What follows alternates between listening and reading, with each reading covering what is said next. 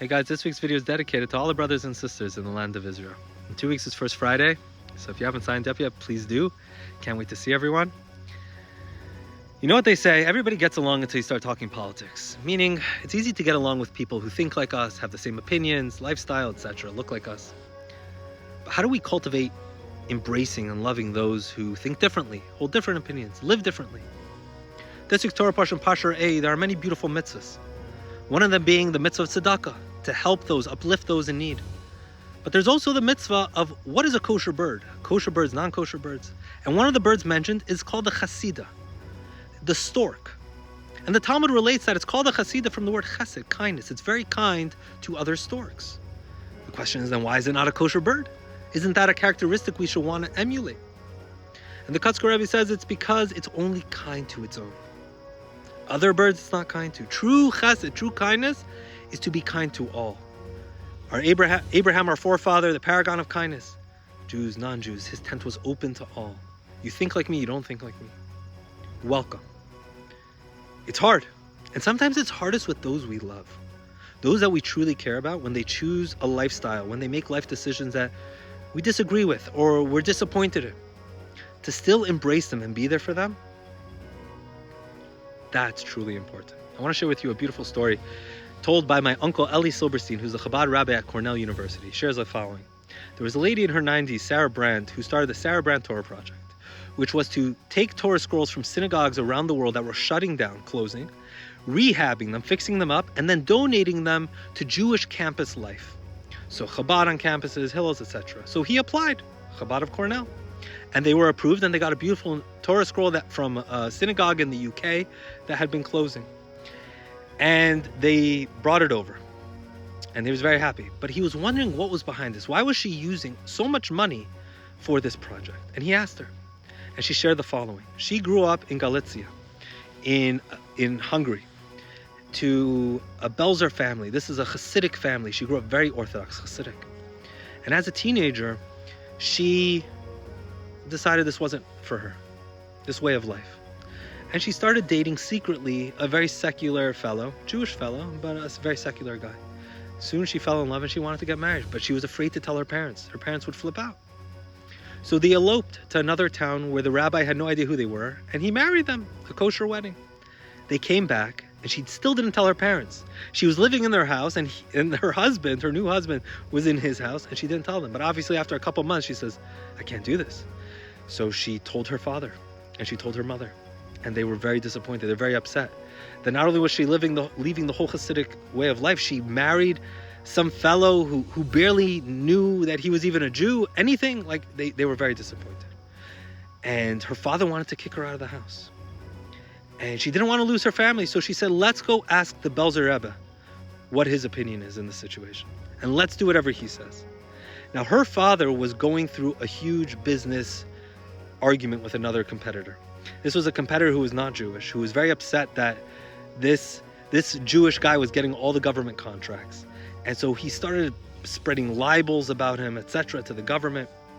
And so they wanted to bring him to court.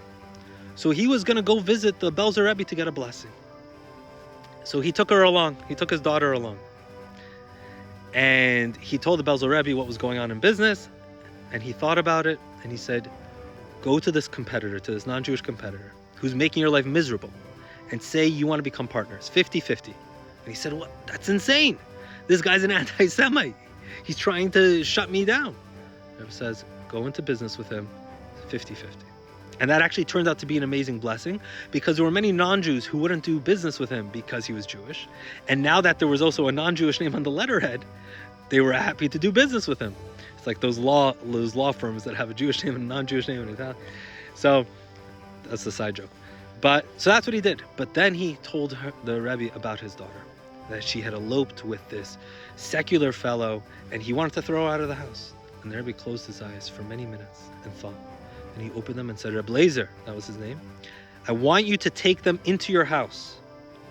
I want you to take your daughter and your new son-in-law into your house, and I want you to support them the same way you support all your children who are studying Torah, who are married and you're supporting all their families. I want you to support them as well. He says, what? He was shocked. But this guy doesn't even know what it means to be Jewish. Take him in. He is now your family. Take them into your home. They're now your family. Embrace them, love them. And so he did. And she shares with Rabbi Silberstein, it saved my life. It kept us connected to our family, to Judaism, everything. And then World War II came. Her whole family was wiped out. Her husband, her son, her parents, her siblings. She came to the United States and started over. She married a traditional fellow, not Orthodox, but a traditional fellow. And she went to visit the Belzer Rebbe in the land of Israel. And he knew who she was. He was a survivor. He had lost his whole family. And he says, you have a very special soul. Your father was very special. You're very special. You should know this door is always open to you. You're always one of us.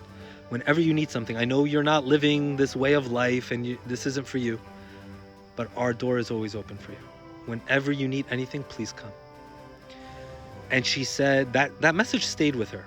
She didn't live an Orthodox life or anything, but she became very wealthy. And in her old age, she decided she wanted to give back. What could she do for the Jewish nation? How can she strengthen the Jewish people? And she remembered how the Belzer Rebbe was there for her, open, embraced, supportive. Even though he probably was disappointed as well in her life decisions, he was embracive. And she said she wanted to do the same thing. She wanted to get Torah scrolls for college life, for students, to embrace them, to be there where they can connect with their Judaism, even on campus. So Rabbi Eli was really moved, and he said, it's amazing, you're 94. She was either 94 or 96, and he said, but what about you? How would you like to embrace your Judaism? So she said, I'm too old for this. So he said, let's do the Shema. And they did the Shema together. And she said, I want you to bring me the prayer book. She said it came back to her, and she started praying every single day. And she passed away just a few weeks later. And she was buried in Israel in the cemetery of the Belzer Hasidim, the Belzer dynasty, amongst her people. And this is the story. To embrace those who make different decisions than us, that we may be disappointed in or we might not agree with, who have different opinions than us. We must embrace, be there, support them, uplift for everyone. Those that look like us, especially those that don't. Shabbat Shalom.